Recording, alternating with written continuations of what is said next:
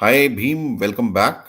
And today we'll talk about who should pursue cybersecurity as part of our multi part cybersecurity series on cybersecurity, unlocking cybersecurity. So, welcome back, Bhim, to Value Talks. Always good to be Uh, with you, sir. Thank you. for all those who don't know, Commander Bhim Reddy is a veteran in armed forces, and he is a armed forces veteran turned cybersecurity entrepreneur, and is a founder and CEO of brand The Hacker Central. Okay, and we have done talks earlier also, and I seriously recommend that you must go through those talks on Value Talk channel. And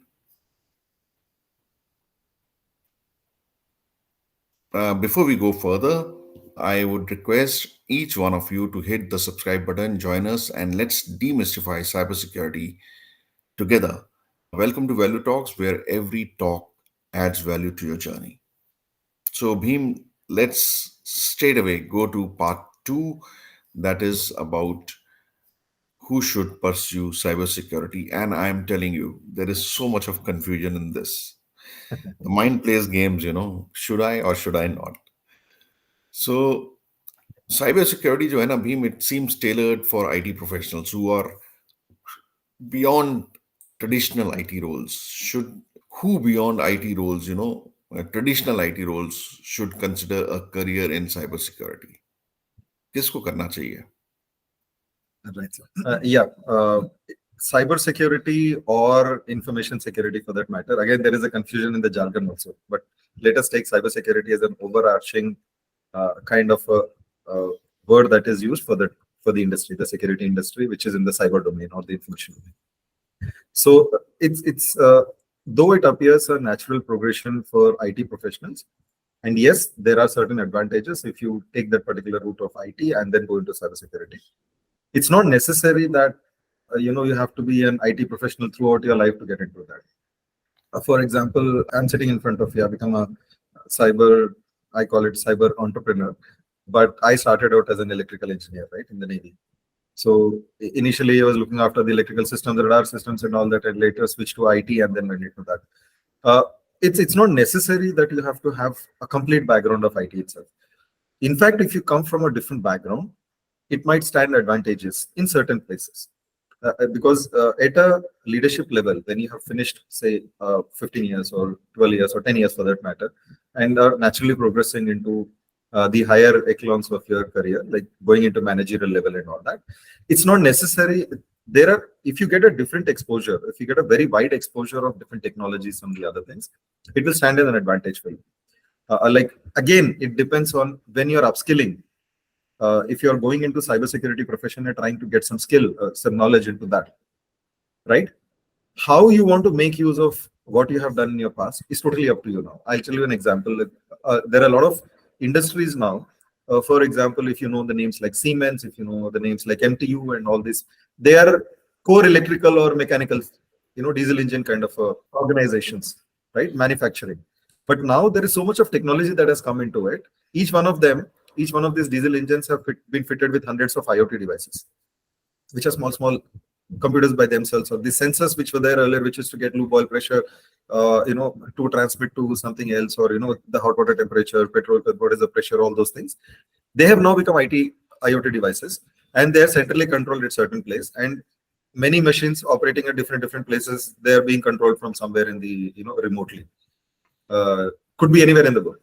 There is so much of technology that has come into it. So now, if you are a mechanical engineer, or if you come from communication background, or if you come from electrical or electronics background, or logistics or supply chain, any other background, aeronautical background, when you have your own domain expertise where you understand these particular systems, overlap with the technology that is enabling these systems to work remotely and how to secure this, right? If you can understand this particular thing, you bring a lot of advantage into this particular industry. So a domain expert, an IT professional who's been only coding software or who only looking at firewalls throughout his life, goes into that environment, he will not be able to perform the way you perform, right? So it is all about how you bring your domain expertise into this particular field, upskill yourself, and then get into the industry and take advantage of your experience. That's absolutely fantastic. Right. right? So So it is basically, what you're suitable for saying our, is that, right, right, go ahead, please. I'm done, sir. It is suitable for almost everybody in the profession. That's So what. basically, what you're saying is it is not limited to IT professionals and anyone who has a passion for problem solving, attention to details, anyone who has his own domain expertise, and he can also pursue this. And every domain has got different kind of threats.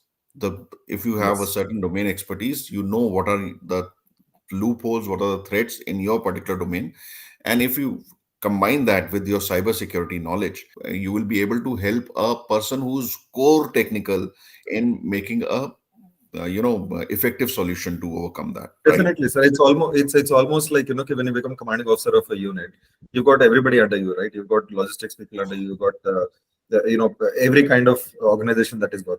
So you need not be from that particular vertical to command that particular to give direction to those people. You need to understand how the processes, technologies, how the everything else works in the organization, how it fits into the larger picture, the bigger picture. If you have that, then it becomes very easy for you, and you already have this kind of an experience as a professional that you have worked in the armed forces to overlap into that particular domain. Right. So, Bhim, what are the non-technical skills common in other professions that can be advantageous for success in cybersecurity field? So we are specifically talking to the armed forces, you know, fraternity also, and also the wards and the spouses, and maybe people from who are from the outside also watching this particular podcast. So what I would say is that there are a lot of transferable skills that come.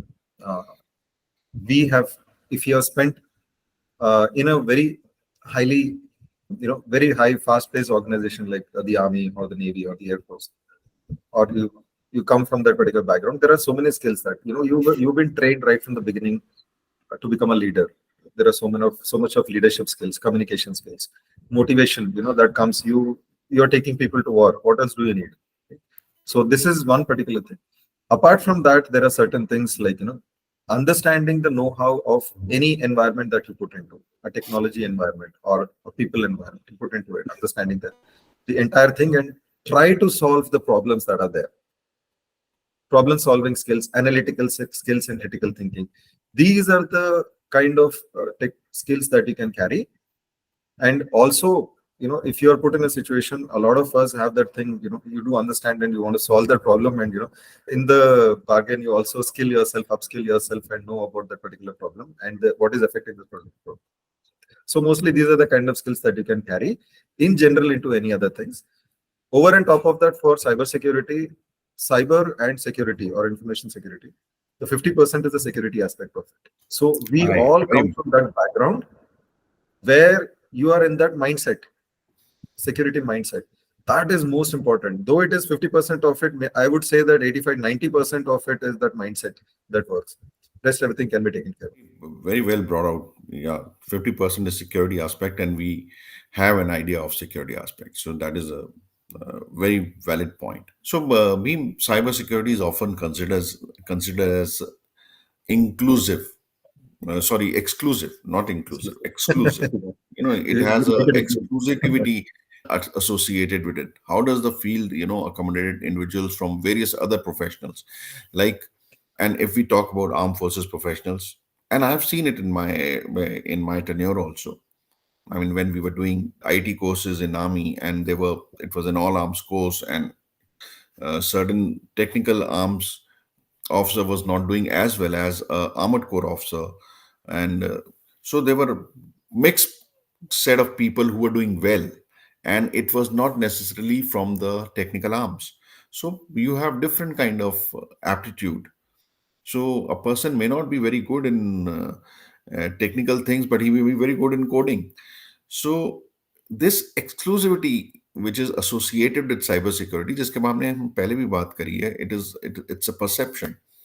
But how does this field accommodate people from diverse backgrounds? Right. So everybody would love to say that I'm exclusive to a certain thing and all that, but then no profession is exclusive. Actually, if you see, if I would say a lot of people who are who have gone to the top, even in the security or core technology companies also come from different backgrounds, like finance or sales and all those things.